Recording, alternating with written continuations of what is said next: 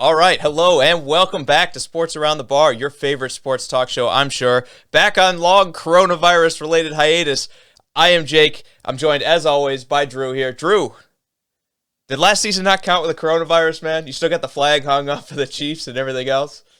Yeah, that's exactly it. The team just didn't. No Super Bowl even happened. To be honest with you, I don't know what anyone's talking about. Everything was canceled. Everything. Well, Facebook went and changed everything on us since we've been gone. We're trying to get everything back on track. I can see there's 6 people in here, but I honestly can't even see our comments. So very cool. Good to see Facebook still treating us really well. So guys, really quick before we get into it today, we are talking about both our AFC and NFC predictions. And if you want to join a platform that might be a little bit easier for you to see our content, consider switching over to YouTube. We do a lot more. We're doing a lot more on there this time around. We're not live on there yet, but we plan to be here shortly. So if you're looking to, hear from us a little more regularly and make it where I can actually see your comments, apparently. I see John. Oh, there we go. Okay, I got it now. Consider clicking on YouTube and following us on there because it's a lot easier than Facebook. We've been on Facebook for how long now, Drew, and it's never worked? 3 years? 4 years? I think it's 4 now. Yeah. So, like I said, if you want to join a new kind of growing community, we're also on YouTube, where hopefully we plan to be live and relating with people a little bit better than we get to on Facebook. But Drew, let's not waste a whole lot of time here, man. I'm leaning on you for some of these comments because, again, hard to see. I see Jonathan Davis in here. Yep. Thomas, good to see you too, man. What's up? He said, "Go Eagles." Thomas said, "No, long time no see, gentlemen. Good to see you, man. Appreciate the follow." Absolutely. It's been too long. And guys, let me just say, I'm so glad that we're actually getting close to real football again. I watched college this weekend. It was great. It was a fantastic, kind of tide over going from the preseason. Drew, I don't know about you, man. I am ready for the real deal when the pros come back on Thursday. Oh, absolutely, man.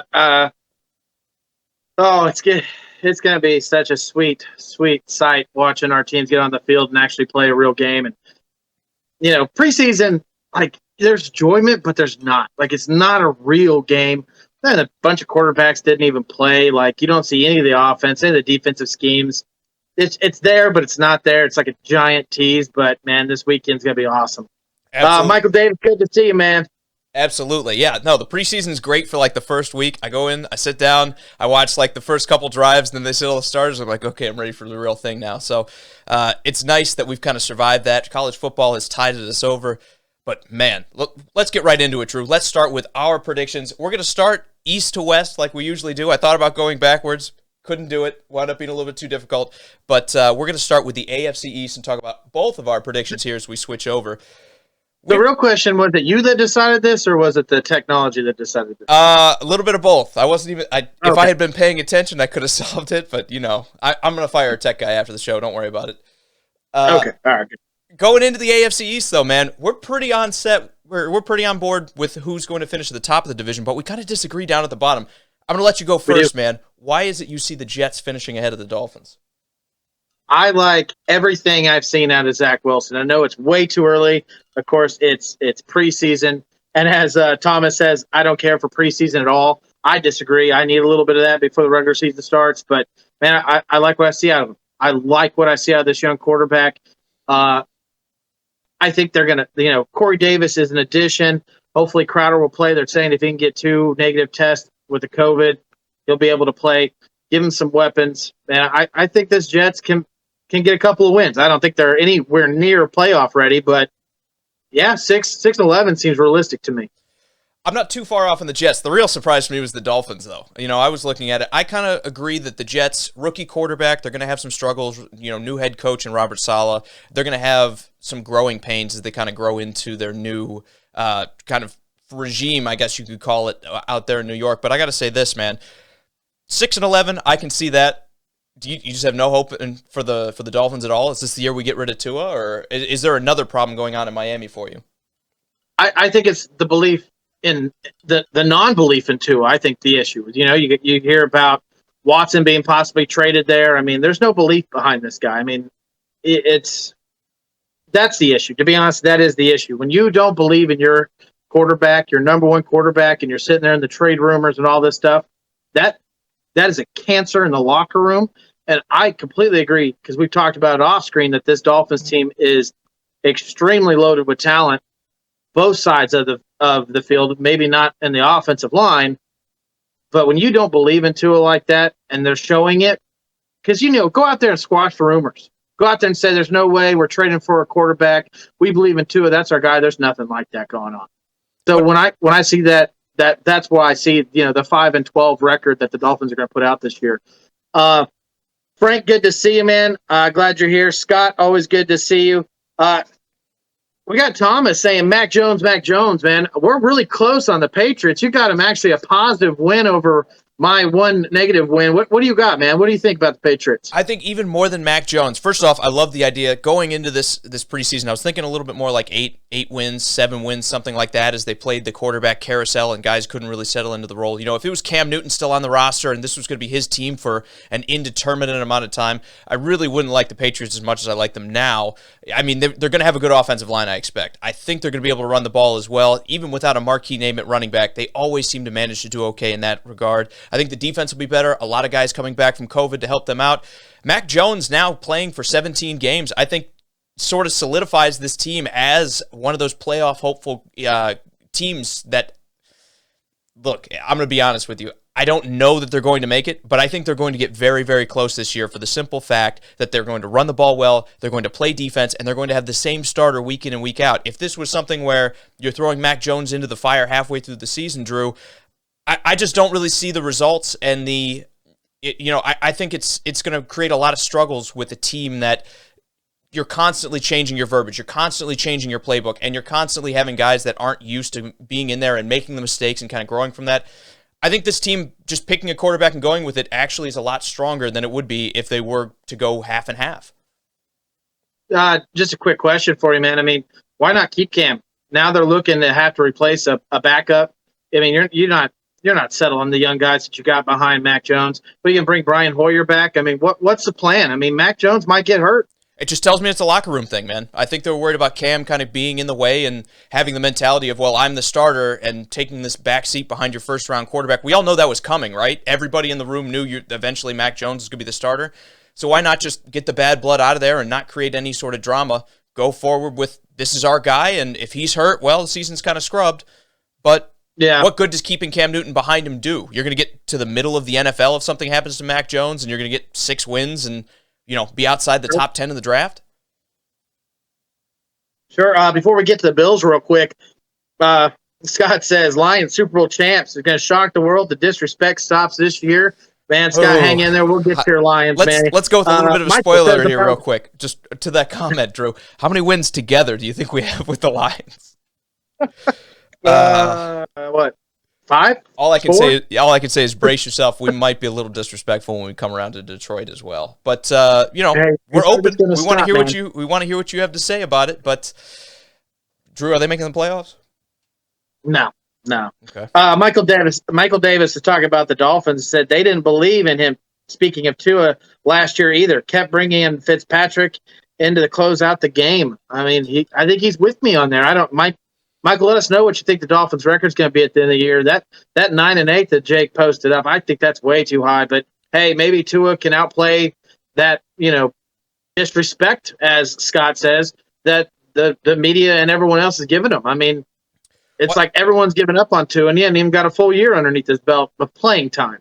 I will say this, too. I think when it comes to Tua, I think he sees the writing on the wall the same way we do. There's already all this media speculation about, is it time to replace him? Is it time to draft somebody else? So I think he's going to be playing out of his mind, or at least the best version of Tua that we're going to get this season, because that pressure is on him, number one. Number two, I like that they added a bunch of weapons. I think that drives them up. Bringing in Will Fuller, a guy who can stretch the field, and then the speed that Jalen Waddle brings into this team. They're going to be fast out there. To pair that up with Devontae Parker, they've got 3 very, very good options at wide receiver. Tua's going to be spoiled for choice, kind of like he was in Alabama, and that's exactly what I want to build. Don't love the offensive line there in Miami. I think that's going to be a problem. I think Tua's going to have to take some sacks, but he's not the slowest quarterback out there, so I think his legs will make up for a little bit of that. On top of that, love the defense. I think another year with Brian Flores, they're only going to get better, Drew. I think 9 wins is pretty close to what I expect the Dolphins to do. I understand if you want to go a little bit lower and say don't believe in Tua, but I don't believe what we saw at Alabama was entirely a fluke. I think when you look at Mac Jones, which, obviously he put up a little bit more passing numbers than Tua did, but it was a pretty similar career and career trajectory from guys that also have some physical limitations compared to other guys like Mahomes and Josh Allen when it comes to arm strength. I think you can see a very similar sort of scheme and play style out of the Dolphins that I'm expecting out of the Patriots, which is why the record looks pretty similar to me. Only difference, love the Patriots line, and I think that's why I have them slightly ahead with a tiebreaker over Miami. I think the offensive line for the Patriots is going to be a lot better than anything they can put together in Miami. Kind of surprised they didn't address that more this offseason, too. Michael Smith, man, good to see you. Michael Davis says that 9 wins is too much, 5 is too low, and 7 is just right for him. So well, they won 8 last year. My question to Michael here is, they won 8 last year. Did they get better or did they get worse? I think they got better adding guys like Fuller. I think the defense is about in the same spot that they were in last year. Maybe you could say slightly worse with some of the subtractions, but they're pretty much on par. Outside of that, they added Will Fuller. They drafted Jalen Waddle. I can't say they're in a worse spot than they were last year, so I think they're going to outperform it.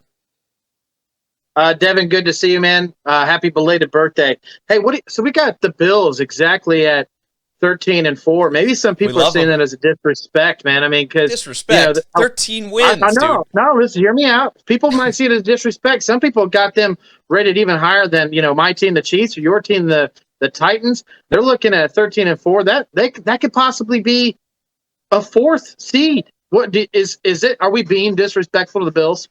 I don't think so. I don't think this division's a bunch of pushovers. I think that it's only getting better. We kind of talked about this yesterday off the stream, but I mean, you're talking about the Patriots. I expect they'll be better. I think you do too. I think at least the Dolphins will be about the same, maybe a little bit better than they were last year. The Jets are definitely not the 2-win team we saw in the season before. So you look at all this competition that's now in the division. It's hard to win 13 games in the NFL. Now all of a sudden you have to play an extra game as well. There's so much parity in the NFL, I can't say over that span that even the good teams are going to win more than 13 games most of the time. I mean, if you look at Vegas, I think they had the Chiefs winning 14, and that was the highest that you had in the entire odds market. So, yeah, I think 13 is right about on par. I have them as the second best team. We'll talk about that. I'm giving away all my rankings ahead of time here, Drew, but I have them as the second best team in the AFC, and I still have them behind the Chiefs for the simple fact that until you beat them, I got to give the Chiefs, the nod until then. Really Michael Smith, before we go on to the next division, Michael Smith says he thinks the Jets win 4 games or less. It would be pretty disappointing. I could see it. Obviously, rookie quarterback, rookie head coach, things can always spiral off the deep end, especially if something does happen to Zach Wilson on the injury front. But I think you want to see at least a 2-game improvement. If they don't get above 4, obviously you're not replacing the quarterback, but you are going to be looking internally like, okay, what do we need to do to get this team back on track? It is the Jets. I know they've been dysfunctional, but I got to admit, I feel like here in the past couple of years, they're starting to make some better moves in terms of roster and personnel. So let's give a little bit more. Let's give a little bit more to the Jets here. What does it take for the Jets to get over this hump? I mean, let's be honest. Out of all 4 of these teams, the Jets have actually been the worst the last decade. What is it that takes them over the hump? I mean, in my opinion, I think Zach Wilson's a great start. I think it's just time. Like, this was a 2-win team last year, so or maybe was it 3? Forgive me. I don't remember. I was paying attention to the top of the board, not the bottom.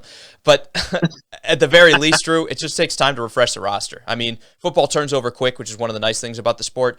It's just still kind of a long road for the Jets coming back to just build up the talent that's just been bereft from this team. It's going to take another couple good drafts. It's going to take some good free agency moves. It's going to take locking down your important players, guys like Marcus May, long-term, which I think they did this offseason. It's going to take a couple years of that before this team is back on their feet. I think they're still 2 years away is the crazy thing before we talk real Super Bowl contention. Right. Well, let's go on that next division, man. Take a drink of your screwdriver there. I'm trying, man. I'm trying to run everything and keep an eye on the comments. Let's talk AFC North next, because can we agree, if not for the NFC West, this would be the best division in football? Is there another one out there that you think is better than this, other than the NFC West? No, I absolutely agree completely. Wasn't for the Bengals, man. Bengals holding it all up. Let's start at the bottom. We do see this a lot different. I actually had this as my best division in the AFC. I think Ben Roethlisberger, I'm not trying to jump anything ahead here, but him coming back, being healthy, Mike Tomlin coaching that team, Lamar Jackson, another chance at him being able to push this Ravens team and where the Browns are going. I can't believe that this is not where you see three teams in the AFC in the playoffs. I just think the AFC is a lot tougher than the NFC is when it comes to like depth of field. Obviously, I think there's some great teams at the top of the NFC. I think the middle gets a little muddy in the NFC compared to the AFC. The AFC, there's just so many good teams. Like we're talking about the Patriots. I think the Dolphins will be in contention for that. You've got the Broncos that on paper have a great roster, so they just got to figure it out at quarterback. You have the Raiders that are kind of a question mark that we'll talk about here going forward. You have the Chargers who are going to get better. You have the Titans, and maybe the Colts are good, and maybe Trevor Lawrence with the Jaguars can pull off some miracles and get them in playoff contention. There's just so many teams in the AFC that I really cannot see one division sending three people this year out of the AFC because they're just going to beat each other up. They have to play each other too much. I think they're too close to each other to really run away with it, and I don't think they're good enough to just dominate the rest of the conference to get all three teams in. That's the big reason I see, a little bit more of a struggle here. And actually, that's why I have the Steelers down at 8-9. I think this division is what's going to get the best of them over the course of the season. That and Roethlisberger being 40, I think this extra game hurts them more than it hurts a lot of other teams with guys like Lamar Jackson, Baker Mayfield, even Joe Burrow. Those are all young quarterbacks. Pittsburgh's dealing with a 40-year-old guy that's now got to play an extra week. And let's face it, they sputtered out last season, right? What did they finish, 1-4 after they went on that 12-0 run? I think that counts a playoff game, but still, it's you could tell Big Ben already ran out of gas. I've heard all the reports that he's working out, he's in the best shape of his life. I just want to tell you, Drew, I don't believe it. I just don't believe it. I'll believe it when I see it with Big Ben, and I just don't see him lasting through the entire season. I can't argue with everything you just said right there, man. Like you kind of nailed it all right on the top of the head. But I believe in Mike Tomlin. I mean, we had this discussion just the other day of who we believe, top 3, top 5 coaches in the NFL right now. And we both agree that Tomlin is in top 5. And when you get a guy like that, and he can scheme and put playmakers in the right area. I mean, this Steelers team just seems to always be competitive against everyone it goes against, and it just needs a quarterback that doesn't turn the ball over. When Ben Roethlisberger's out of the game, you got these young guys in there that just can't stop turning the ball over. Ben, yeah, you might see him throw a 3-interception game, but the next week he's going to throw 5 touchdowns with 0 interceptions. You're right. If he could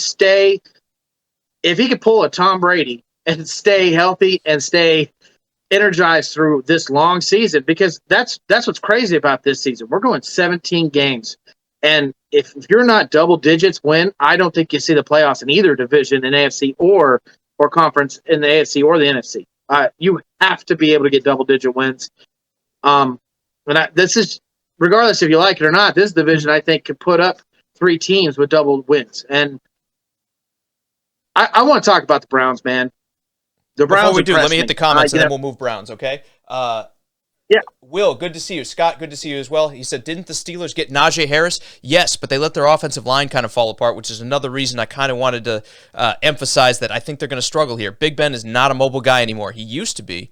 Took too much of a beating. Obviously, he got older. You need to protect a guy like Big Ben that's in his that's pushing 40. And they let guys like Matt Fielder and the rest of their and Andre Villanueva walk this offseason. Their offensive line has a ton of question marks on there. So even though they drafted Najee Harris, he's not going to have a great line creating a lot of great holes for him. I think he's going to struggle this year, but they're going to try to run the ball with him as well. Will, good to see you as well. He says there's only one team that matters. Can we say repeat Super Bowl champs? Obviously, Will, Tampa Bay fan. Let me say this. Do you get to claim the Super Bowl? Because you were telling me you didn't like Brady coming into town about a year ago. Maybe might have been a year and a half ago that you were telling me you weren't too thrilled about Brady coming in. Let me know, Will, in the comments. Has your mind changed about Tom Brady taking over this Buccaneers team? Because obviously we saw a big difference between him and Jameis Winston. I want to know your thoughts in the comments as well. Michael Davis, yes, Pouncey did retire as well.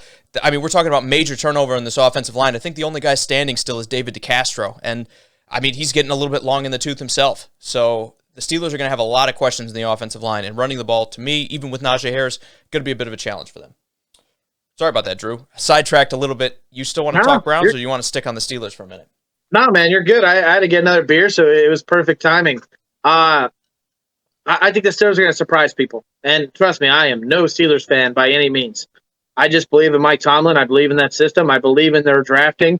They proved me wrong every time I thought down upon them. I mean, yeah, remember this guy's never had a losing record once. I mean, we talked about this, when we were doing our coaches thing. It's huge, man. The No, I just wanted didn't spend. I don't want to spend too much time on the Steelers when there's so many other great teams in this division, like the Browns and the Ravens. And I just want to jump to the Browns, man. I mean, this team is impressive. Baker Mayfield, you gave me a lot of hard crap about saying he was the number one quarterback out of that draft, and I was excited the Browns took him. And the playmakers, you get OBJ back. And I know there's a lot of people going, who cares? OBJ's burnt out, was a 3-year stud and then just died out after that. I think he's got a lot to prove.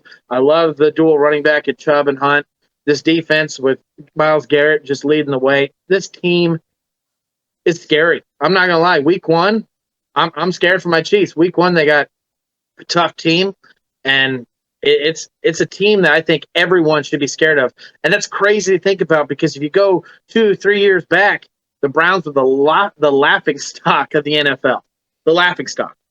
Raby says he sees the Browns winning the division, and Drew, you're with him, man. You see 13-4 here. That's a pretty good record for any team in the NFL today. What about this team do you think will be even better from last year? Is there a group that you point to that say this is what gets them over the hump from their finish last season behind the Ravens?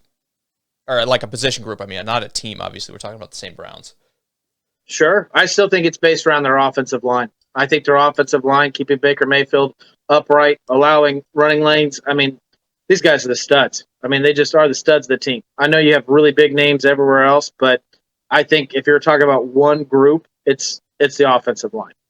Ivy, good to see you as well. She said with her AFC North, she would switch the Steelers and the Browns. I'm not sure if you're talking about mine on the left or Drew's on the right, but I will say this.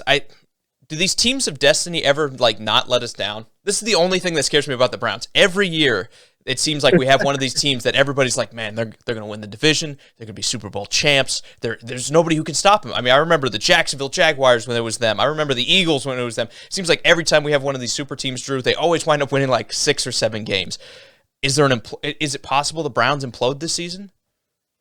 Well, I don't know how you can say that. They were a super team last year, right? Well, but was anybody really calling it? I mean, we were talking about Kevin Stefanski before it was cool. Let me just say that. But now, we've seen how he's kind of converted the Browns to a running offense. We've seen how he's kind of put the emphasis on taking the burden of the offense off of Baker Mayfield's shoulders and just letting him make plays, and how much the good that's done for the rest of the team. I mean, obviously it helps that their offensive line went from somewhere around the teens to first by bringing in Jack Conklin and everybody else kind of rising with that tide. But let me say this. I don't see the Browns as the same sort of flame-out candidate for the simple fact that they're trying to get better on defense, number one. And number two, they run the ball. If you look at it historically, if you run the ball, you're going to get somewhere close to average as long as you can do that effectively. You're going to beat the bad teams when you can kind of impose your will on them. I think at the very least, that's going to insulate this Browns team to be somewhere around that 8 or 9, 10 win range, and then they have the upper kind of potential that we're talking about, that maybe they hit 13, maybe they hit 14 if the defense comes along like we think it can. Yeah, I'm right there with you. I got a couple comments here. Thomas says, one crazy catch from OBJ, and he's double teamed for the rest of the game. Maybe the rest of the season. I mean, he starts showing his old young self. I mean, they'd have to do it all season long. I know you said hi to Ian. Ian, good to see you, man. Cody, good to see you. Cody says, which team finds their heart and wins the tough physical games this year, Browns or the Ravens?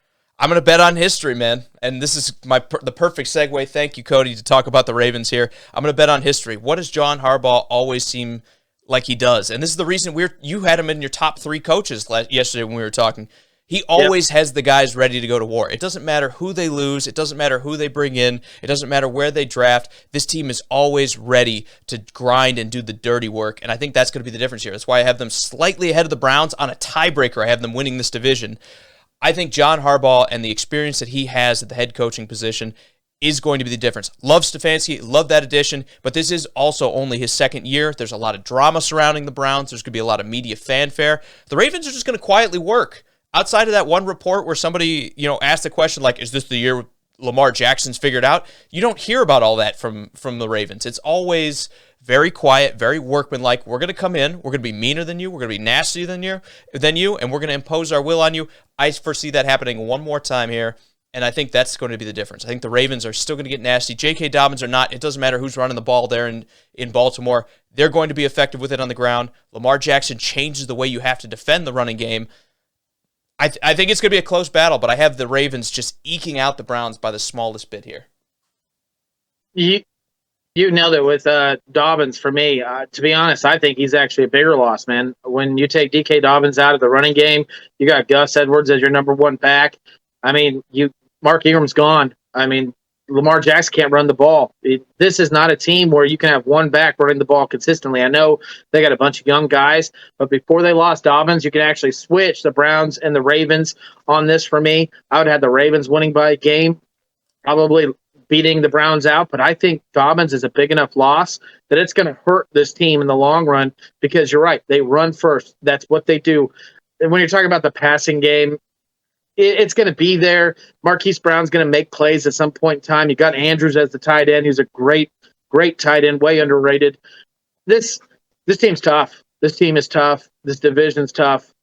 Man, let's talk about those Bengals. How you got them higher than me? You got 2 games more than me. Do you really believe Joe Burrow, completely healthy, is a 6-game winning team? Oh, if he was completely healthy, I'd have him higher. I think the big thing here that everyone's kind of sleeping on is how well the Bengals are going to throw the ball.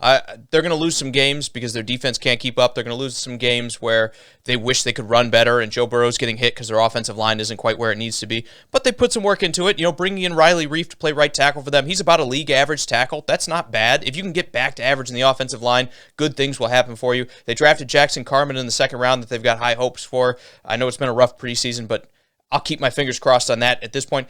But right now, with Jamar Chase, T. Higgins, they have Tyler Boyd as well in the receiving core. They have, again, a great 3 wide receiver option, and I think they're going to put up some points. That's going to be enough to win some shootouts. I see them as a little bit higher than 4 wins for the simple fact of me gambling on Burrow staying healthy and coming back from that knee injury and chucking the ball all over the lot and winning some games 45-44. I was just giving too many wins to the top 3 teams. I couldn't give them any more than 4. That is true. Ian says Browns 10 wins at most and Cincinnati 8 wins. He's got them higher than both of us. And Jeremy, good to see you, man. Jake, let's go on to our next division. And Mike Davis, just real quick, I'm going to crush some of these comments and then we'll move on to the South. Mike Davis says J.K.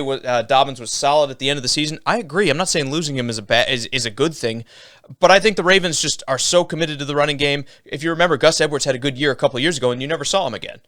Like, they're going to make it work. I know losing, they would rather have J.K. Dobbins. He has a little bit more of that home run potential than you've got with some of these other backs, but it's going to look a little bit like the Seahawks where it doesn't seem to matter whose name it is on the back of the jersey carrying the football. They're going to find a way to get him close to that 4 yards of carry mark, and they're going to grind out some wins that way. A couple more here really quick. Actually, you said all those. Good to see you, Jeremy.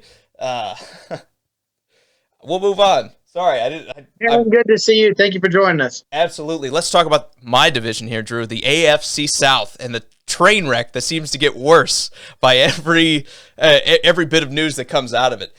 Let's start first with Tyrod Taylor now being named the starter in Houston. Do we see Deshaun Watson this year?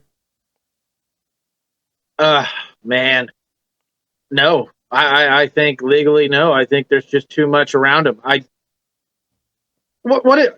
This is completely off the subject. What is going on with the NFL? I mean, what's going on with, they were punishing people left and right. Now Frank Clark's going to be playing. They're not saying Deshaun Watson can't play. Can I stick up for Frank Clark here? Far be it for me to talk good about the Chiefs. I know you like him. I'm not the Chiefs fan, but I think that report was a little bit misleading. And again, I'm just going to stay on this little sidetrack for 1 second, and then we'll go right back to it. But he got caught with, quote-unquote, an Uzi in the car in California. Well, the thing they don't tell you is if you know anything about guns, there are semi-automatic Uzis that are entirely street legal and everything else everywhere but California. The guy could have left it in his car, okay? I think it's a bigger sensationalized story than it actually is. Outside of that, going back to the NFL on discipline, yeah, man, I'm with you. Like, I guess this is just a little bit of the reaction to the backlash because we all hated it, right? Like, nobody was out there absolutely saying, yeah, we want the NFL to try to police and punish these guys. Everybody was like, man, they can't seem to be consistent on it, and that just seems to continue year in, year out, Drew. This is just another case of them being inconsistent, that we don't have any sort of definitive answer on what's going to happen to Deshaun Watson. it's very likely we're not going to for months, maybe even the entire season. So your guess is as good as mine. I know I asked you first if he was going to show up, but I don't think we're going to see him this season. Even if they trade him to Miami, it's tough to answer that question, man. It's tough to answer that question. I'm going to go with no. At this point, no. I'm with you. But that being said, I guess we can start at the bottom, man. Tyrod Taylor just being named the starter in week 1. Does that, I mean, it kind of changes mine a little bit. Just maybe one win more. Like, does 1-16 realistic with Tyrod Taylor being the starter? I thought about lifting him up a little bit when I saw that news too. I was worried that they might go with their mid-range quarterback from last year, out of Stanford. You gonna help me out with this one? I can't remember his name. Anyway, I thought they were gonna go with the rookie. Instead, they're going with Tyrod Taylor, a proven sort of bridge quarterback that can win you some games. Then I looked at the rest of the roster and I was like, yeah, 1 win's about right. They just don't have any stars. They don't have anybody that can carry this team, and that's why I see Houston hanging out down at the bottom. You got Duke Johnson, you got Brandon Cooks. I mean, you got some players. I mean, there's still players there. I mean, they're all NFL caliber players. They might not all be starters somewhere else, but I mean, we're talking about how hard it would be going 17-0. Well, how hard is it to go 0-17? It's got to be just as hard, right? Well, I mean, as hard as it might be, the Texans are giving it their best shot. Like, can we agree? Like, you look at some of these moves they're making, and it's like, these guys are going to play pro football, and who's your starter? Like, it's going to be bad in Houston, and I, for one, look forward to it. Let me hit a couple of these comments really quick again. I got one. Michael Smith says, Drew, where are you getting all these Titans wins from? The East plays the NFC West. Where do you think he's got all those wins coming in? Yeah, man. I believe the Titans, dude. I live in Titan country. I'm not a Titans fan at all, but I believe the hype of everything that's going on around it, man. I mean, tell me why you don't believe the Titans wouldn't be one of the best records in the NFL with everything seems like going in their way. Their defense got better. Corey Davis is as okay of a player he was. Julio Jones is better. Even if you only have him for 10 games, my opinion, Julio Jones is better than Corey Davis. Preach. So tell me where I don't get these wins would be the better question. I'll talk about the Titans in a second here really quick. I just want to say that they won 11 games with like the 30th ranked defense. Everyone's upset that they changed out all their starters on that bad defense already. Like, they're not going to get worse. If they go closer to average, this team is going to win like 12, 13, 14 games like we're talking about. Really quick, let me hit a couple more of these comments. Jonathan says, Philly has been talking about picking Deshaun Watson up. Yes, but does that change at all with them bringing in Gardner Minshew? I think it does. I think that's them kind of throwing their hands up and saying, look, we're just not going to get that deal done. So we're going to go do the next best thing and try to bring in somebody that eventually, in my opinion, maybe your opinion as well, Drew, might challenge Philly for that starting spot sooner or later.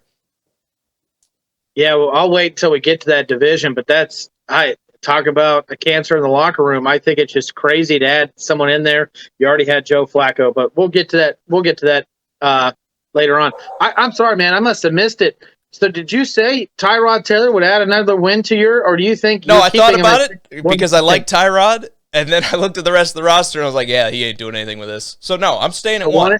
I'm hanging out at 1. Yeah. Not saying that they'll probably win the first week and I'll have to sweat out the rest of the year, but we'll see. Ivy goes on to say Houston imploded completely. Couldn't agree more. It now seems like they're punting. They're going to try to go get Spencer Rattler in the draft next year. Ian says Bud Dupree and Desmond King will be great pickups for Tennessee. Best defense in the AFC South. Well, Desmond King is actually now in Houston. They picked him up last year about halfway through the season and then kind of let him walk after the fact. But Bud Dupree coming in, a lot of hopes for him because the Titans were one of the worst teams at rushing the passer last year. The hope is that he kind of turns that around. And they also picked up Danico Autry from Indianapolis as well, so they're stealing within the division. Hopefully that gets the Titans' pass rush back on track and the defense gets to improve. Michael Smith says Colts, Titans, Jaguars, and Texans is his order. What about the Colts is everybody so in love with? I mean, don't get me wrong. The offensive line is great. They're going to run the ball, and I love that. They're going to win some games. The reason I have them so low is Carson Wentz was terrible last year. Does that all just go away, Drew? Do we see that just kind of like vanish into thin air now that he's back with Frank Reich again? When you say he was terrible behind a below-average offensive line. Okay. He was terrible with literally zero playmakers. Okay. And when you look at the Colts, now T.Y. Hilton's hurt. Who knows when he'll be back? It'll be a few weeks for him. But he's got a great offensive line in front of him.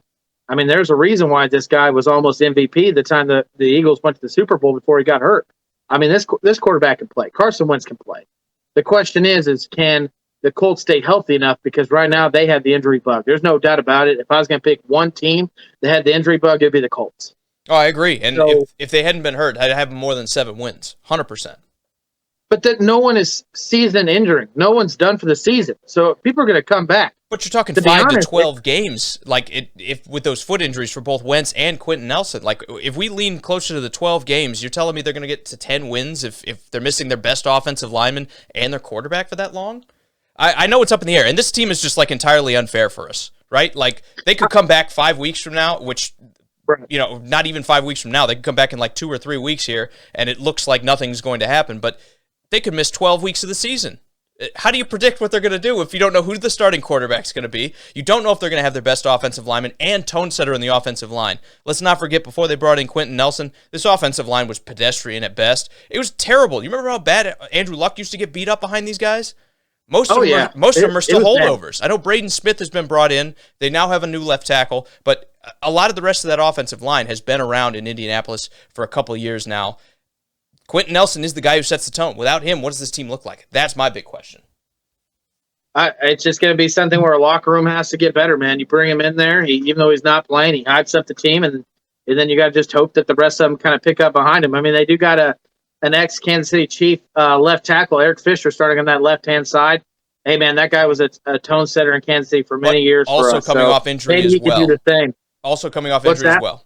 So another injury coming with Fisher as well. So it's like I get where the optimism comes in. This team is one of those teams. You could tell me they're going to win 12 games. You could tell me they're going to win 6, and I think I'd believe you on both counts just because of these injuries. If they were fully healthy, I'd probably have them around an 11 or 12 win team. I would say they're pushing the Titans for the top of the division. But as it stands, especially with Carson Wentz, especially with everything else, you're telling me that he's not working with the team, and he's coming in late through the middle of the season. Guys might quit on the team if this is a long injury. I mean, what are you going to do when they're 3-7? Do you expect to get the best out of them at that point? I don't. And I think that's why, for me, I'm willing to bet closer to that 7 games for the Colts for me. I want to get some comments, and I will here in a second. But so you asked if Carson Wentz comes in and they're 3-7. Is that what you're asking me, right? Yeah. With the record sitting at 3-7, and yeah, I think you get the best of Carson Wentz. I think now that Phillies let him go, all these players realize there's a timeline on their career. All of them do.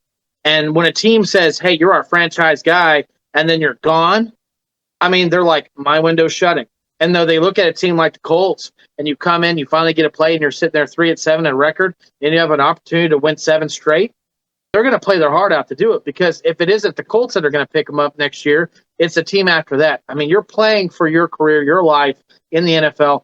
So if you're asking me, does Carson Wentz come in at 3-7 and play his heart out? 100% he does. I wouldn't doubt him one bit. Josh Daly, man, good to see you. He says, Wentz had the worst offensive line last year, and now he has a great offensive line and a coordinator that knows how to use them. Comeback player of the year will be between him and Jameis Winston. Interesting. I don't think Jameis Winston can be a comeback player of the year, if I'm correct. Yeah, you have to be hurt for that to happen. You have to be hurt. But I get what you're saying, where like the revitalized career, everything else. Look, I think everybody's all over the board with Carson Wentz. I, at the very least, like the fact that he's back with Frank Reich. I agree with you. He could probably utilize him better than what we saw out of the end of Philadelphia's stint for Wentz. But I got to say this. I just don't believe it. The other thing we're not talking about is weapons. Like we talked about, he didn't have any weapons in Philadelphia. What's that much better in Indianapolis right now? Is it Paris Campbell? Do people think Paris Campbell in year 3 is gonna light the world on fire? Is it Mo Alley Cox, who Phillip Rivers seemed to make a thing? I mean, possibly. They just don't have great playmakers themselves, and I think they're in the similar boat where he's going to be looking around looking for that guy to lean on, and 32, 33-year-old T.Y. Hilton isn't that guy. Davis Mills, by the way, was the name I was looking for. I believe it was Cody who was asking about that. Davis Mills from Stanford as the Texans draft pick. Also, Will, I know I missed your comment about Tom Brady. We will circle back to that when we talk about the Buccaneers here. Not sure what that comment means, so I'm going to skip over it. I mean, guys, listen. Indy is definitely the most perplexing team in this league. Let's talk about Jacksonville, or in this division, I should say. Let's talk about Jacksonville for just a second because we're contractually obligated to do it. Jacksonville is a team in the NFL that will win several games and now has Trevor Lawrence's career to ruin. Moving on, let's talk about the Titans. No, I'm just kidding. Drew, what do you have to say about Jacksonville, man? Hold on real quick. Josh says, from what I've heard, Winston is capable of winning it because he hasn't played since he was injured and didn't play last year. I think he did play last year. I think he came in and played a little bit when Drew Brees went out for like a little knock. I'm pretty sure. Don't quote me on that. That'll be interesting, man. I mean, I'm not going to deny it. But right now, would you put your money on Wentz or would you put your money on Winston winning that award? Like, who's going to have the better season? Who would you put your money on right now? I was thinking that you're going to ask me that. Between those two, and everyone stays healthy? Yeah, sure. I mean, well, like Wentz coming off the injury, obviously, so Wentz is already behind. There's a good possibility he plays week 1, dude. I got to give it to Wentz. I do. I think there's too much mayhem going in the Saints, which blows my mind that all this mayhem is happening. Like, so many people don't believe in the Saints, but we'll get to that. Man, I got to go Wentz. I got to go Wentz. He has more, I think, around him, and I know that's crazy to say because you think of like Michael Thomas, you think about Alvin Kamara down there in New Orleans, but you're talking about a coordinator that knows him. You're talking about Carson Wentz was not a turnover god like Jameis Winston one. I mean, he might as well have been last year in Philly, right? Might as well have been. What? He had so many errant throws in Philadelphia. Like, I get they weren't intercepted, but man, it was some ugly football, Drew. It was some ugly football. I know he's not Jameis Winston when it comes to turnovers. You're asking me to pick. I'm picking Wentz, man. Okay. I'm picking him. Let's make it a beer bet. I'll put my money on Winston. Why not? Why not? It's not like he's ever let me down in the past. I'll say Winston has a better season, yardage, touchdowns, than Carson Wentz does at the end of the year. You willing to take that? I see you're drinking right now. Are you willing to take that before we move on? I'm putting you on the spot. Yeah, sure, man. Sure. Okay. So we're gonna do yards, touchdowns, and interceptions, right? Ooh. Did I say interceptions? I don't remember saying interceptions. Sure, fine. I'll give you one of the categories. Of there. Fair enough. We can even throw completion rating if that's what you really want to do. No, let's do interceptions so it's fair. Winston's going to throw so much that, of course, he's going to have a lower percentage than Wentz, I would think. Anyway, a couple more of these comments. We'll talk about Jacksonville here in just a second. Jonathan, to answer your question, Winston is the starting quarterback for the Saints. Very likely he's going to play over their tight end down there. Also, he said... Josh says, thank you. Josh says he would take Wentz because of the weapons he has around him. I think they're both pretty depleted. Like, you look at these weapons, they're probably somewhere close to like 30 to 32 with these two teams, especially with the receiver down there. I want to call him Marquise Colston, but it's not. The receiver for the Saints who's out, Michael Thomas. Ian says Houston is actually better than Jacksonville. Houston is 4-13 and Jacksonville is 3-14. I disagree. I think Jacksonville's going to get to 5 or 6 wins. I think, Drew has him at 5. I have him at 6. I think, at the very least, you're going to get some games where Trevor Lawrence is going to be able to beat up on some bad teams, like Houston. And he's going to find a way to just put points on the board. I don't know that team is great, but I think they have some decent weapons and guys like DJ Shark. They have Laviska Shenault. They now have Marvin Jones from Detroit. They've got guys to throw to. Their offensive line isn't fantastic, but they're going to run the ball at least decent with Robinson now. Look, Jacksonville's just got so much more going on for it than Houston does. I can't say I put them ahead of them. I like Jacksonville, and it's not a knock on them when I give them 5-12. It's just, what does Urban Meyer do? What does I just blanked out on the quarterback's name. That's great. What do they do this is year 1. What do they do year 2, year 3?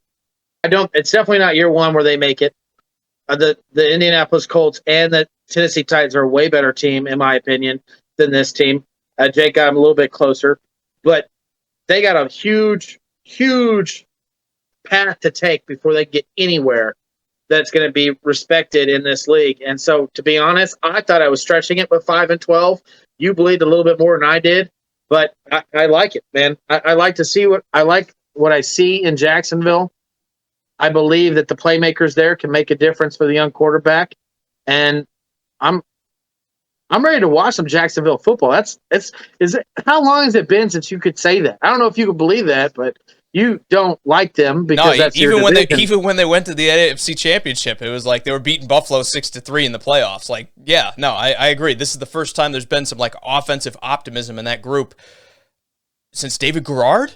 It's been a long time. Maybe it's Jones Drew since he retired. It's been so long that you've had Mark anything Brunell. really aspire. Let's be honest, it's Mark Brunell. That's the last time Since you got Jacksonville excited came to into watch the league, Jacksonville this is the football. first time we've been excited about their offensive sort of capabilities. Also, shameless self plug here really quick. Ian wants to know when we're going to be on. We are planning on doing shows Tuesday, Thursday, and also Sunday morning this season. So if you guys want to tune in, do that. Also, try checking out our YouTube. Facebook makes it so hard for us to talk to you. They always try to extort us for money. They always try to do everything under the sun to not get us in touch with you guys. So if you want to follow us on Facebook or on YouTube, I mean, it makes it a lot easier for us to get in touch with everybody.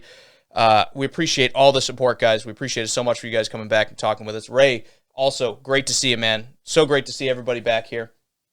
And so great to be talking about my Titans, Drew. We've talked about everybody else, okay? We've talked about the rest. Now let's talk about the best here on the AFC South. We both have the Titans winning this division. Is this something that is just a foregone conclusion in your mind, or do you see one of these teams maybe coming up and taking the Titans spot? No, I don't think there's any team that could take the Titans spot. And even if Carson Wentz is completely healthy, even if T.Y. Hilton was completely healthy, man, that Titans team is just, even if you guys have the 30th worst defense, like you said you did last year, and I believe you, I don't know that stat, I fully believe you. This is still double-digit win team. This, man, I told you when that happened, when Ryan Tannehill came over, I said there's no reason to start Marcus Mariota over Ryan Tannehill. We all did. I know. I'm just saying, but I did not. Did I not tell you that? I said the guy needs to start week 1. There's no reason to start him or not to start him. No, I agree. He's proved I agree. Go ahead. I was going to say, I 100% agree with you. I think the only people that were out in that decision was the actual front office for the Titans. I think everybody was like, man, Mariota hasn't done anything in 4 years. Why not start the guy in Miami that has a little bit of promise? Yeah. 100% with you. Who takes this from the Titans here? Nobody? Nobody. And to be honest with you, and you'll know him, what's the running back behind Henry? What's his name? I always forget it. Oh, Darrington Evans? Dude, that 1-2 punch. Dude, I believe in Evans. Are you talking about Josh Sargent from the preseason here? It's the rookie. Sargent. The rookie. Yeah, Sargent. Okay, sorry. I thought you were talking about Darrington Evans that they drafted the year before, who's likely to be the backup, but again, injured again, can't stay healthy. This is Derrick Henry's show. I think we can all agree with that. This is Derrick Henry's show. Absolutely. He's the king in Tennessee for a reason. When you see the other young running back get in there, I mean, you're going to see some talent out of him too. I mean, we saw in the preseason. I agree. Oh, I hope so. That would be great. The only thing is, Henry learned from DeMarco Murray to never let any other running back on the field ever. So I don't know how much the split is going to be, but that was the case. Like the early part of his career, he couldn't get on the field. I think he's doing it to everybody else. I think this is going to be Henry's show, and he's going to get another like 350, 400 touches because the season's so much longer. We don't have to dwell on my team. We can talk about everybody else's team. Let's move on. Let's talk about the AFC West. Let me get a couple comments here. Will says you all need phone calls. Will, we talked about it, and before we took a long hiatus because of COVID, it's still on the back burner. It's not something we're saying no to, but right now, probably not at this point. Right? Am I wrong to say that? But yeah, we'd be excited to take phone calls as well. Absolutely. So we'll talk to our tech guys and see what we can figure out. Any more comments you want to talk about? Ian says AFC North and the AFC West are going to be the best divisions in the AFC. The West is going to be interesting. Let's talk about the West. Because I think the East is actually going to give the West a run for its money here in the AFC for who the second best division is. I think we can all agree the South is going to be the worst, and I'm cool with that because my team's the best of the worst. But let's talk about the West here really quick because we both have the Chiefs pretty high. 17 wins, Drew. Nobody's going to get the better of them. No, man. Nobody's going to get the better. I'm sorry. Okay. I was messing with my phone.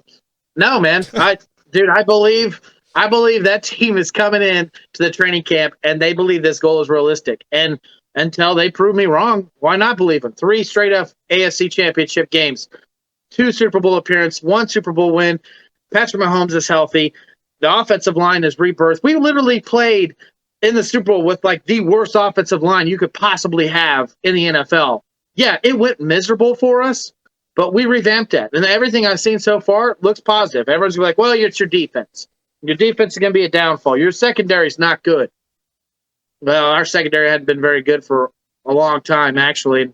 These guys, these young players, seem to be willing to go out there and play really hard. Darius Sneed, I always say that.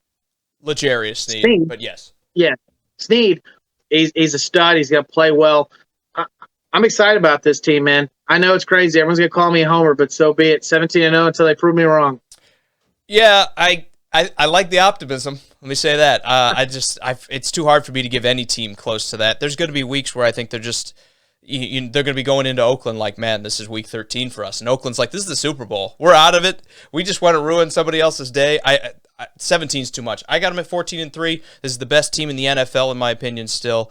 But there's just going to be days where they're not quite ready, in my opinion. Go ahead. I love it, man. Neil, good to see you, man. Your Patriots, they're lucky to be 500, even close to it. He says 17-0. Are you kidding me? What a homer. Your team is barely going to make it out of the West. Really? Let me ask you this, though, Neil. Who's going to make it? Who's going to beat them? I like the Chargers. I like what they did with the offensive line. I like the rest of the team, realistically. Like, their defense could be great with Staley coming in to be their head coach. And then you talk about the rest, their offensive line getting better. You still have Keenan Allen. I know Hunter Henry leaving is a bit of a weak spot, but they still have Austin Eckler. Like, they've got options at wide receiver. The Chargers are good. It is still going to be really hard to knock off a team like the Chiefs that can just throw the ball at will. Now, does that get any harder, Drew, with them sort of thinning out the wide receiver position, moving on from guys like Sammy Watkins? See, everyone keeps bringing that up, man. Tell me when Sammy Watkins played a whole season for the Chiefs. Sure, but he's had games that he's taken over, right? Didn't happen. All 3 years that he was there, or 4 years, I think it's just 3, he didn't play a single 16-game season. Sure. So everyone keeps bringing that up, but the guy wasn't available.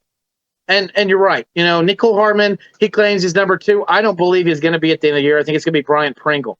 Man, what I see from these guys is it looks like they can get open. It looks like they can, run the routes that are needed to be. The question is, can they catch the ball?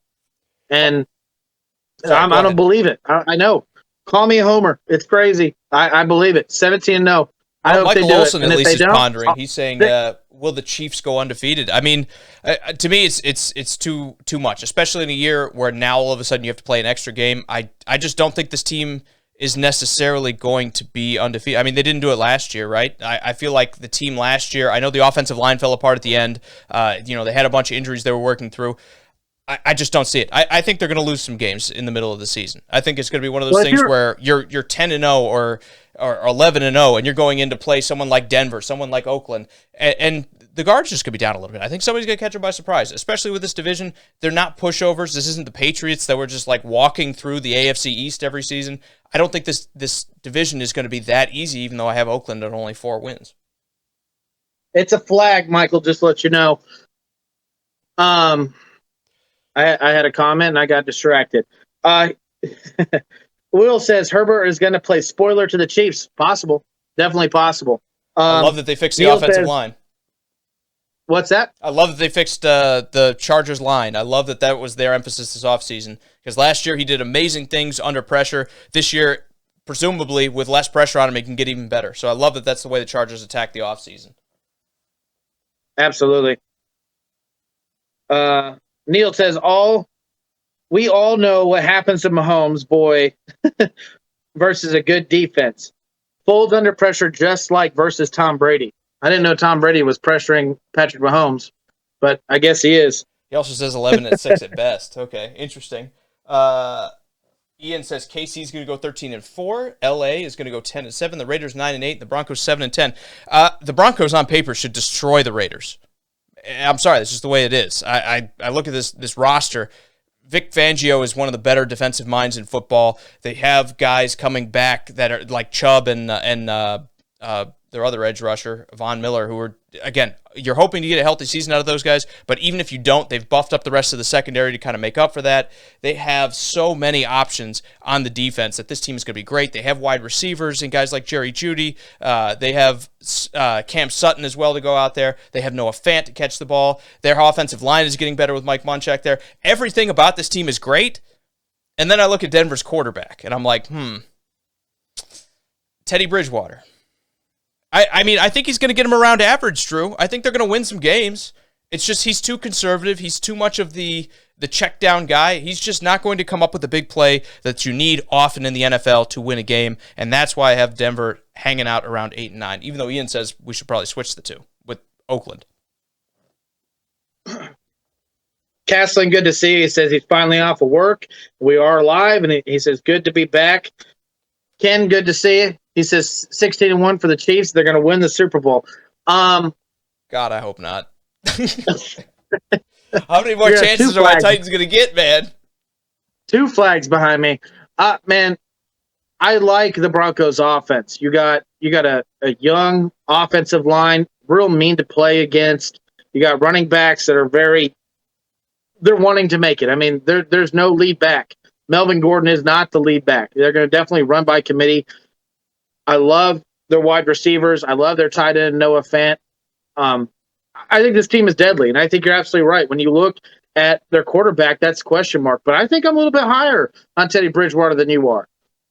Those 9 wins, I think, actually can come by not turning the ball over. Right? Their defense, and until proven different, I don't believe they're going to be healthy at the end of the year. Von Miller and Bradley Chubb have not been able to stay healthy. Yeah, their secondary is really good, but there's no one getting pressure on the quarterback. If they can stay healthy, to be honest with you, you might want to swap the Chargers and the Broncos winning, the win. They might be taking second in this division. It's a good possibility they can stay healthy. But the question is, can they? Because they have not. That's true. Going back to the Chargers, though, I mean, Keenan Allen, we don't want to talk about injuries when it comes to Keenan Allen. The other thing I'll say about the Chargers, though, is their roster looks pretty complete themselves. I mean, they could probably use some help at linebacker. This day and age, linebacker is not quite as important of a position as it used to be. The Chargers look really good, and they're bringing in Brandon Staley, who made that Rams defense just absolutely amazing last season. I think when we talk about the Chargers, the real question is, do you get a sophomore slump out of Justin Herbert? Because if you can avoid that, and he's just as good, if not better, with this better offensive line than he was last year, the Chargers could push the Chiefs, in my opinion. If you don't get that, and we see a little bit of regression out of Herbert, which I think is probably just inevitable with as well as he played under pressure, I think they're probably going to finish somewhere around 11 wins and be a playoff team. But at the very least, when it comes to Denver, I just don't see Teddy Bridgewater as the guy who gets the play done. I understand the thought process of he'll turn the ball over less than Drew Lock.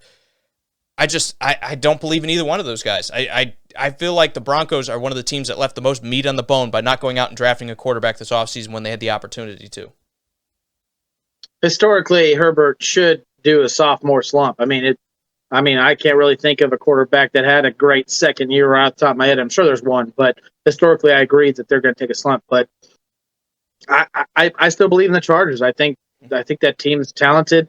I think they're going in the right direction. I to be honest with you, man, they need to start looking at receiver. Keenan Allen can't keep doing it year in and year out. They're going to have to go forward. I know they went out and drafted Mike Williams, but I don't think he's got it. I mean, they're going to have to start putting weapons around him. Hunter Henry, who's healthy now, supposedly, with the Patriots, he's long gone. He's been gone for 2 years. I mean, this team has to put weapons around this guy. To be honest, when I gave him the 10-7, I think I was being generous. To be honest, I think they easily could be 9-8 and 8-9. But I just felt like they were a step above the Broncos right now because of their quarterback. Let's talk about Oakland. Now, you have them at 7 wins. I think that's a little generous, and I'll go first this time. I think the offensive line falling apart, basically from center all the way to right tackle, has moved on here. That was their strength, and that was sort of what separated Derek Carr from those kind of slump seasons we saw from the past couple of years with him as the offensive line kind of got put back together. Now they just kind of discarded that, and they gave it away for basically nothing. They didn't do a great job replacing it. I know they drafted Alex Leatherwood, but outside of that, they've got a lot of question marks still on the right half of their offensive line. I look at this team, and I say, how is a pocket passer like Derek Carr going to operate with no time to throw? No, realistically, like, they have Henry Ruggs as a weapon, but beyond that, they don't have great wide receivers in Oakland. Josh Jacobs has thrived behind the good offensive line, but now that's gone, so do we see a regression out of him? And the defense still has a bunch of question marks and isn't very good in my opinion. So I look at all of these things for Oakland, this is my candidate to just fall apart this year. I know everybody seems to be a lot higher on him than I am, but this is the team that I look at and I'm like, who's going to have a surprise pick in the top 7, top 5 of the NFL? It's Oakland for me. I mean, it's been a long time since the Raiders had a number one receiver. I mean, they got Darren Waller and Josh Jacobs. That's really their offensive power. I mean, that's it. I mean, it's been a while. Mari Cooper, how long has he been gone? Was it 3-4 years now he's been gone? They haven't had a number one receiver in a while. So you're asking me, well, who's going to play that position? It seems like they're just doing it without it. I do like Ruggs. I think Ruggs would be a lot better in a different offense. He's not a number one receiver. Me and you both, or you and I both, scratched our heads when that draft happened and they took Ruggs. I might be generous at 7 and 10. I honestly might be, but when I hear all the comments coming out of that camp and what the front office and what John Gruden is saying, I mean, this team is not about building their team. They're looking to be a playoff team. And I know everyone wishes to do that, but sometimes when you hear that and that team actually believes it, crazy things have happened in the NFL. I don't think it's going to happen, but I do think they're going to get 7 wins, possibly 6. But looking at them being a top 4 or 5 draft pick next year, they might be just in top 10. I agree with you. In some sense, but I will say this. I'm a little more pessimistic when it comes to the Raiders than everybody else. I understand where you're coming from. I just, without an offensive line, we've seen what Derek Carr looks like, and it's not going to be pretty. And that's the thing. They're going to lay all this blame at Derek Carr's feet. They're going to be talking about it's time to replace Derek Carr and all the rest of it, but it's like he's like a Kirk Cousins or a Tom Brady that he's not going to succeed if you don't put a few offensive linemen in front of him. And I think, they still have Richie Incognito. Colton Miller played a little bit better last year than he did his freshman campaign. So hopefully he kind of continues that that move forward. But the rest of the offensive line for me, it's like you're expecting Alex Leatherwood to come in and just dominate. I don't know that he's going to do that. Even if he does, that's still 2 more spots. They have Nick Martin, who might even start as their center. Oakland's just got a lot of problems in the offensive line, and what used to be a strength is now a weakness. I look at the rest of this team, I say, what did they do better than everybody else? And there's not a whole lot that comes to mind. Maybe you could say Darren Waller's better than most tight ends. Okay, I'll buy that, but outside of that, I've never seen a team go to the playoffs on the strength of just a tight end, other than the Titans, but they had a defense too. I think the playoffs are way off of where they're going to be, but I do believe that they think that. I believe in their camp and their front office, they believe they're a playoff team, and if they do not make the playoffs, it's a failure of a season. In my opinion, just try to get close to 500 as you can. And another thing that's crazy is there's no longer a 500 team in the NFL. Isn't that crazy to think about? Oh, I know. You either make it or you don't. I like that, though. Right. Let's talk about the playoffs here. Let's talk about our playoff picture here just by our rankings. Drew, right now, we're pretty much the same at the top end, right? Like, we kind of agree pretty much 1 through 5 is going to be the same teams. We may disagree a little bit on the order, but it's so close that I think it's a game or 2 between the rest of them. Now, you had the Steelers going. I had the Patriots going here. What do you think the difference between the Steelers and the Patriots do you think gets them over the hump? A veteran quarterback. It's literally a veteran quarterback, and I get he might not play the last 2 games because they're sitting him on the bench or whatever. Maybe they got the division in hand. Maybe they got that spot in hand. I don't know how this season's going to go. Anything could happen, but Mike Tomlin, a veteran quarterback. Yes, it's Belichick, but he's got a rookie quarterback, and so far, in history, if he didn't have Tom Brady, he didn't do well. So I think Belichick's got a lot to prove. Mike Tomlin doesn't really have a lot to prove. He's proved it year in, year out. So far, I got to pick the Steelers. And Ken's also surprised that I picked the Chiefs. Of course I picked the Chiefs, man. We got to keep it realistic. I would love to tell you the Chiefs are going to miss, but I just can't do it. I got to be honest. Neil goes on to say Ruggs is not a bad player. He just isn't a number 1. Also, Cody goes on to say that he can't believe Gruden would blow up his offensive line. The D-line isn't special either. He's disappointed. I'm with you on that, man. Like, I just, there doesn't seem to be a coherent plan out there in Oakland other than we're going to trick everybody and take our guys in the draft and then have them not work out. That seems to be the game plan right now. As far as my playoff picture goes here, Drew, the reason I would take someone like the Patriots over the Steelers is, again, the opposite of what you said. You like the veteran quarterback. I like the youth. With the extra game in here, I think the youth is going to come in more importantly than we actually expected it to, especially with Big Ben. You look at the way he kind of petered out. What if that's 8 games this year instead of 10 or 11? What happens if that hits the Steelers a little bit earlier and their offense slows down? I mean, I think we both agree their offense is the question mark on the Steelers. I just like where the Patriots are at. I like what I've seen out of Mac Jones, and I think it's going to be one of those scenarios where they're going to play defense, they're going to run the ball, and they don't have to play in that AFC North. That's why, for all those reasons kind of put together, I'm going to give the Steelers the slight edge. I actually had them tied on record, but I'm going to give them the advantage when it comes to AFC conference record, and I'm going to give them the edge to get into that 7th spot. Sure, man. I mean, I everything you said sounds about right, except the fact that they're not going to be in the playoffs. Fair enough. Now we got a question here, man. It's been an hour. Do we talk about the NFC, or do we want to save that for another day? I think we need to save it for another day, my friend. I agree. It's been fun, though, guys. It's been great. It's been so great getting back in the saddle, even if the horse wasn't necessarily always going in the direction we wanted it to. It was a lot of fun being back and getting to talk to all of you guys. So, Drew, I'm going to give you the final thoughts here. What do you think the AFC, what's the big surprise out of the AFC this year? Big surprise. I probably everyone's going to sit there and say the Chiefs being 17-0. I think there's a team to do it. If there's a team that's going to be undefeated this year, I'm going to leave it to the Chiefs to do it. But if that doesn't happen, I think what's going to surprise everyone is actually how good the Titans improved. From a playoff team last year to this team that you're about to see play, I think people are going to be very surprised how good this Titans team is. My biggest takeaway. Sorry, go ahead.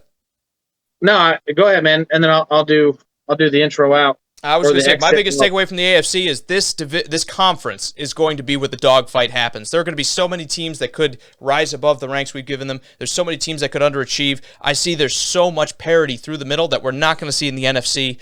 So I think when you're talking about the best football games, it's usually going to be on the AFC side of the ball. Again, this season, for the second time in a row. I feel like the NFC has been in that position here for the past 4, 5, 6 years before this. Now I feel like the AFC has taken over as the most dominant conference in the NFL. So I look forward to watching this season. I think the AFC is going to be very, very interesting. And especially when we're talking about spots like 3 through 7, I think the AFC is just a toss of the coin on who's actually going to make it. Absolutely. Guys, wow. I can only speak for myself. I'm so glad to be back. We're going to start doing this, more consistently. We're going to get a schedule down. I'm excited to be back. I know Jake's excited to be back. We've been working all week on doing this.